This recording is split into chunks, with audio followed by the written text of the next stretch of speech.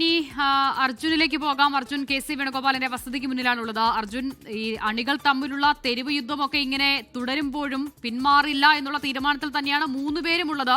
K C വേണുഗോപാലിന്റെ വസതി കേന്ദ്രീകരിച്ചും ചില നീക്കങ്ങളൊക്കെ നടക്കുന്നുണ്ട് എന്നാണ് മനസ്സിലാകുന്നത്. എന്താണ് അവിടുത്തെ സാഹചര്യം?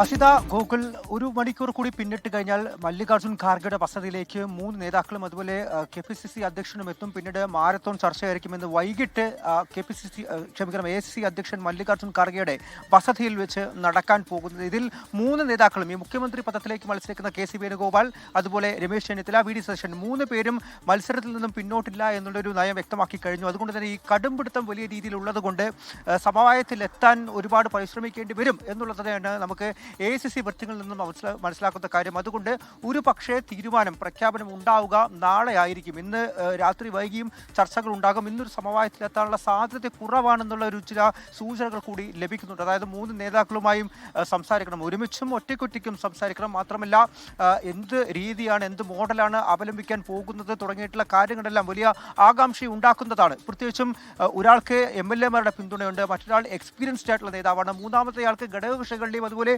പൊതുവികാരവും അദ്ദേഹത്തിന് ഒപ്പമാണ്. ഈ കാര്യങ്ങളെല്ലാം പരിഗണനയിൽ വരുന്നൊരു കാര്യമാണ്. അതൊക്കെ കൊണ്ട് തന്നെ എന്ത് മോഡലായിരിക്കും AICC അവലംബിക്കാൻ പോകുന്നത് എന്നുള്ള കാര്യം കൂടിയുണ്ട്. പ്രത്യേകിച്ചും KC വേണുഗോപാലിന്റെ കാര്യത്തിലേക്ക് വന്നു കഴിഞ്ഞാൽ അദ്ദേഹം AICC-യുടെ സംഘടനാകാര്യ ജനറൽ സെക്രട്ടറി കൂടിയാണ്. അതുകൊണ്ട് രാജസ്ഥാനിലും കർണാടകയിലും നമ്മൾ നേരത്തെ കണ്ടിട്ടുള്ളൊരു മോഡൽ ഇവിടെ അവലംബിക്കാൻ സാധിക്കുമോ, അതല്ല മറ്റെന്തെങ്കിലും രീതിയിൽ ഒരു സമവായത്തിലെത്തി, അതായത് ഇന്ന് രാത്രിയോടെ ഒരു മഞ്ഞുരുക്കം സംഭവിക്കുക, ഒരു നേതാവിലേക്ക് പേരെത്തുക, മറ്റുള്ളവരിലേക്ക് ഒരു സമവായം എത്തിച്ച് മറ്റെന്തെങ്കിലും പദവിയിലേക്ക്, മറ്റെന്തെങ്കിലും പ്രധാനപ്പെട്ട വകുപ്പുകളിലേക്ക് അവർക്ക് കളമൊരുക്കുക തുടങ്ങിയിട്ടുള്ള രീതിയാണോ അവലംബിക്കാൻ പോകുന്നത് എന്നുള്ള ചോദ്യങ്ങളൊക്കെയാണ് ഇപ്പോൾ ഏറ്റവും ആകാംക്ഷയോടെ നിലനിൽക്കുന്നത്. ഞാനിപ്പോൾ KC വേണുഗോപാലിന്റെ വസതിയിലാണുള്ളത്.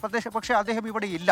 12:30 അദ്ദേഹം ഇവിടെ നിന്നും പുറത്തേക്ക് പോയതാണ്. അത് സ്വകാര്യമായിട്ടുള്ള കാര്യത്തിലാണോ അതല്ല മറ്റെങ്കിലും ഔദ്യോഗിക കാര്യമാണോ എന്നുള്ള കാര്യത്തിൽ വ്യക്തതയില്ല. അതായത് മല്ലികാർജുൻ ഖാർഗെയുടെ വസതിയിലുള്ള യോഗം ആരംഭിക്കുന്നതിന് മുൻപ് നേതാക്കളുടെ എല്ലാ നീക്കങ്ങളും ഇപ്പോഴും രഹസ്യാത്മകമായിട്ട് തന്നെയാണ് തുടരുന്നത് ഡൽഹിയിൽ എന്നുള്ള കാര്യം വളരെ എടുത്തു പറയേണ്ടതുണ്ട്. എന്തായാലും അടുത്ത 1 മണിക്കൂർ കഴിയുമ്പോൾ ആരംഭിക്കാൻ പോകുന്ന ആ യോഗത്തിലേക്ക് എല്ലാ കണ്ണുകളും നട്ടിരിക്കുന്നു.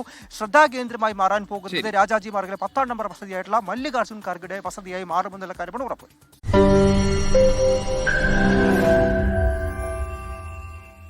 ലോകത്തെവിടെയായാലും ഏത് സമയത്തും 24 വാർത്തകളും ഓഗ്മെന്റഡ് റിയാലിറ്റി പാക്കേജുകളും എക്സ്പ്ലെയിനറുകളും വിശദമായി കാണാൻ ഞങ്ങളുടെ YouTube ചാനൽ നിങ്ങൾക്ക് സബ്സ്ക്രൈബ് ചെയ്യാം.